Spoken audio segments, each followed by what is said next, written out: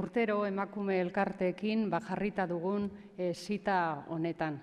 Gaurko jardunaldi hau dakizuen bezala guztion artean berdintasuna eraikitzeko egiten ari garen lanaren barruan kokatzen da.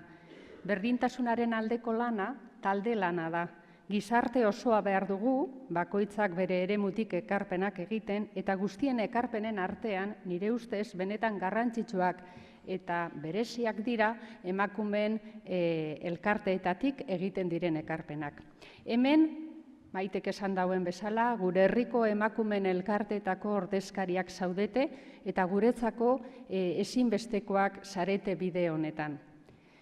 Begineko konferentzian argi zehaztu zen bezala 2 hamarkada baino gehiago, emakumeen alduntzerik gabe ez dago berdintasunik. Emakumeen alduntzea bultzatzea herri honetako berdintasun politiketan bardatz bat da eta horrela islatzen da baita ere duela gutxi 7. planean onartu dugun bezala, ezta? Bide batez, honen elaborazioan izan duzuen parte hartze aktiboa eskertu nahi nizueke gaurko egunean.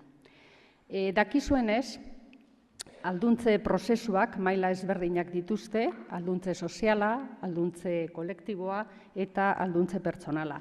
Iazko jardunaldian alduntze pertsonala landu genuen eta aurten alduntze kolektiboari begira jarriko gara.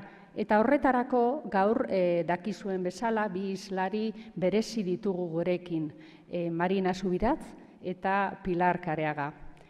Gaurko jardunaldi hau iritzi eta esperientziak trukatzeko gunea da. Espazio bat emakumeentzako, Virginia Woolfek esaten zuen bezala. Eta benetan garrantzitsua da espazioak irabaztea, emakumeen ahotsa entzunarazteko eta emakumeen erabakiak errespetatuak izan daitezen.